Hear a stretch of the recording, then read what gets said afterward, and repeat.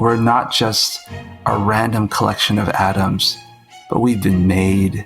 We've been made with love. We've been made with purpose. We've been designed. We were knit in our mother's womb. We are known. We are seen. These are all things that God wants us to know, and I want to be his mouthpiece. Welcome to the Jesus Storybook Bible Podcast, a place where we remind you that grace can rewrite any story, that hope shines a light through our darkest moments, and that God's love changes lives. Here's your host, New York Times bestselling author, Sally Lloyd Jones. Hello, I'm Sally Lloyd Jones, author of the Jesus Storybook Bible, which tells the story of God's never stopping, never giving up, unbreaking, always and forever love. Welcome to the show. There's a Thomas Merton quote I love that has stayed with me. Merton says, "By doing things badly, we make ourselves less real." And I have another favourite quote that somehow seems to go along with that. I heard it at a talk in New York City a few years ago. The talk was given by the late eminent English theoretical physicist, theologian and Anglican priest, Sir John Polkinghorne. It's something I've never forgotten. Well, when someone with such a name as Sir John Polkinghorne says something, you tend to pull up your socks, sit up straight and listen and never forget. Anyway, this is what Sir John Polkinghorne said. He said that if an equation is true, it's also beautiful. I love that. Truth and beauty, they go hand in hand. They are ultimate reality. So ugliness and lies must not be ultimate reality. They're shadowy, not real. So when we do something with excellence, we imitate our Creator, the most beautiful one. We create after him. We step into the real, into truth, into beauty. If we imitate him, the less shadow-like we become, the more real we become, and in some mysterious way, the more ourselves, truly ourselves, we become. Today, we're talking with actor Julian Leong about beauty and truth and purpose. And also apples. No, we are. It'll make sense later. Anyway, Julian found his way to TV via the theatre and is currently pursuing a master's degree in biblical studies in New York City. I love Julian's humility and passion and vision.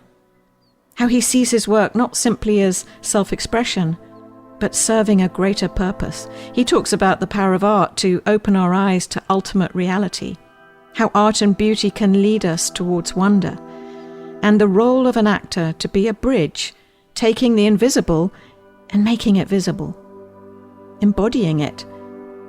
So to act is, in some senses, to incarnate the invisible, which reminds me of that verse in the Bible from John's Gospel.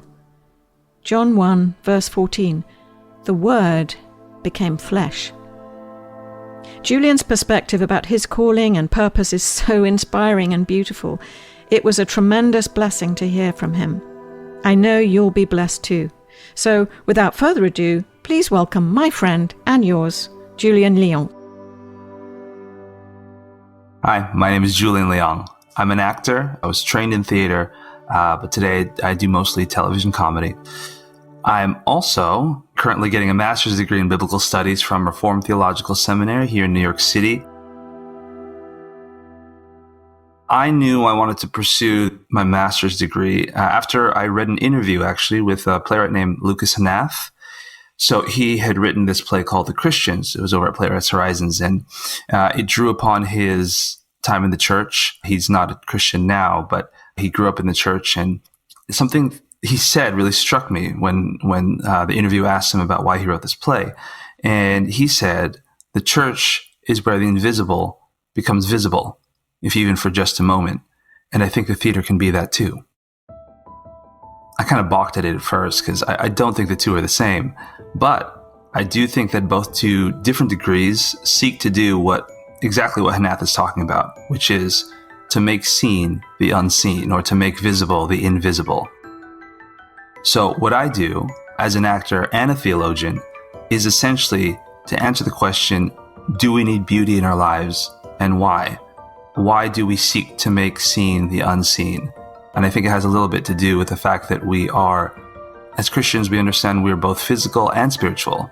So that there is a part of our experience that is seen, the physical, and there's a part of our experience that is unseen, the spiritual.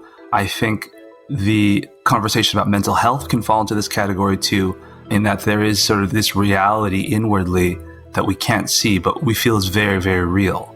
And I do believe that art has an important role in bridging that gap between the seen and the unseen. I think the way that I got into this business was I wanted people to notice me, which is probably selfish ambition. But, what man meant for evil, God meant for good. And I think that my desire to be here and my purpose in acting has shifted since then. These days, I don't think I really act because I want people to believe in me so much as I act because this is something that I really believe in. I think there's a big misconception with actors, maybe among actors too, and maybe it's not a huge misconception, maybe I just disagree with it. But the idea that many have is that actors act because it's their passion. And listen, undoubtedly, passion is a huge part of it, and it's what you need to be in this business, certainly. But the fact of the matter is that actors spend 75% of their time auditioning. In other words, they spend most of their career not performing, at least not performing in the way that we want. We want to be in front of an audience. We want a lot of people to see our work. And most of the time in our careers, we don't really get to do that. I think all the experts will tell you that there's anything else you could do. If you could be washing windows, do that instead. If you could be a teacher, just go be a teacher. If you could do anything but act, do that. But if there's nothing else that you can see yourself doing, then do this. Passion is a big part of it, but I think it's bigger than that. I think it has to be a calling. And I think actors, both, religious or non-religious, can attest to that this is not just something that they love to do, it's something that they feel that they're meant to do. And as soon as we talk about that, then it's no longer just a passion, but a purpose. I think a friend of mine told me once, she's a Christian actor, she told me that, a lot of people are under the illusion that work is guaranteed.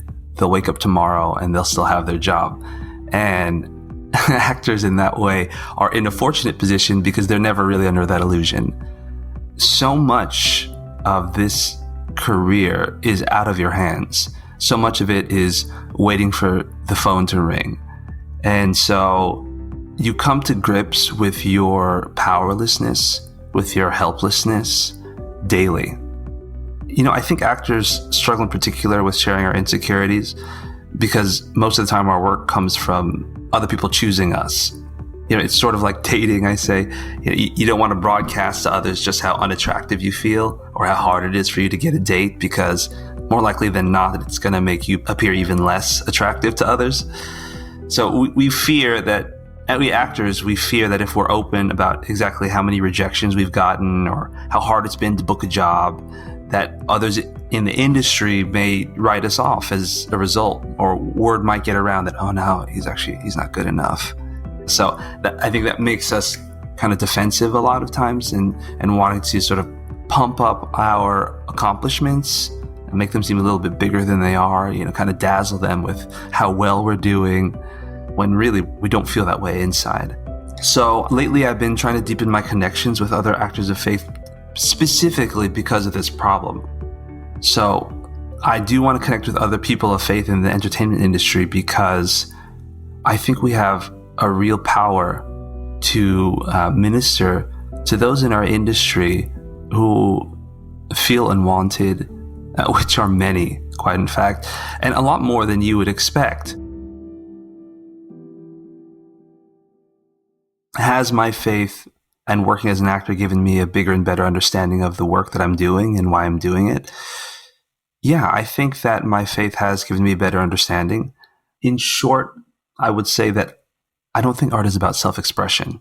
Just like with passion, I think self-expression is a huge part of it, and understanding your own experience is pretty essential, I think, in your art making. I think that is the means, but not the end.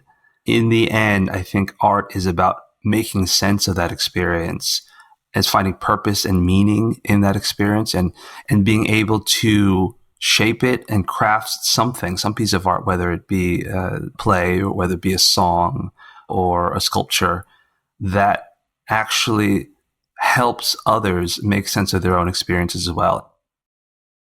In that way, self-expression, if that's the end, means that it's concerned mostly with the self. And if that's true, then, art really is kind of more of a individual, personal endeavor, akin to a hobby.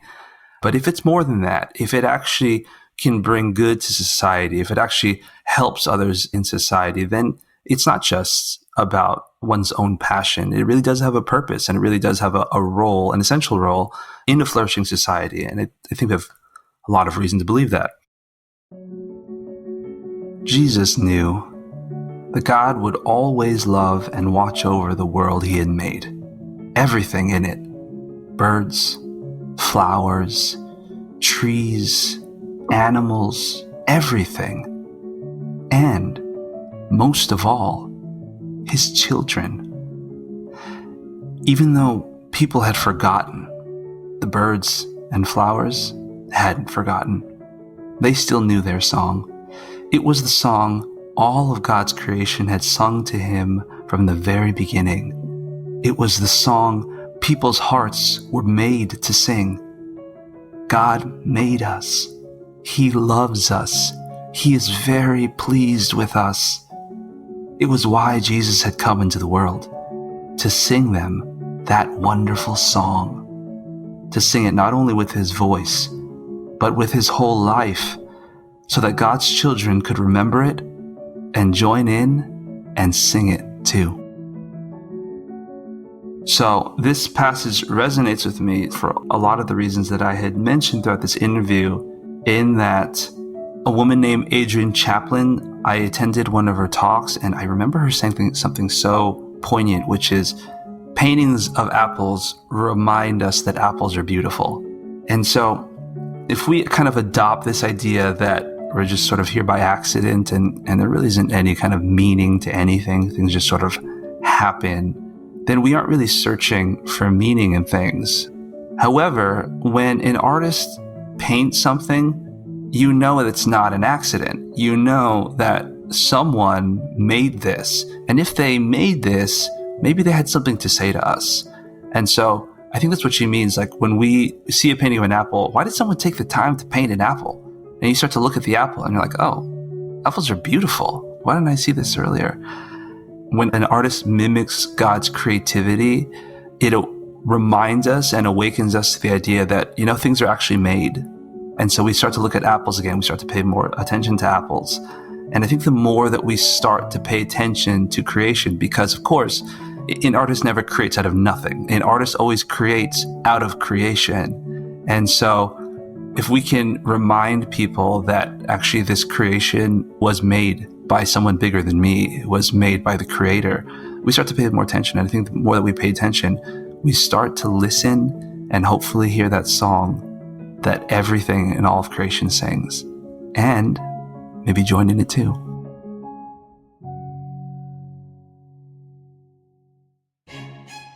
You can get the Jesus Storybook Bible wherever books are sold. To find out more about the book and all of Sally's other books, please visit Sally at sallylloyd-jones.com and follow her on Instagram at Sally Lloyd Jones and at Jesus_Storybook_Bible. Before we go, don't forget, God loves you with a never stopping, never giving up, unbreaking, always and forever love.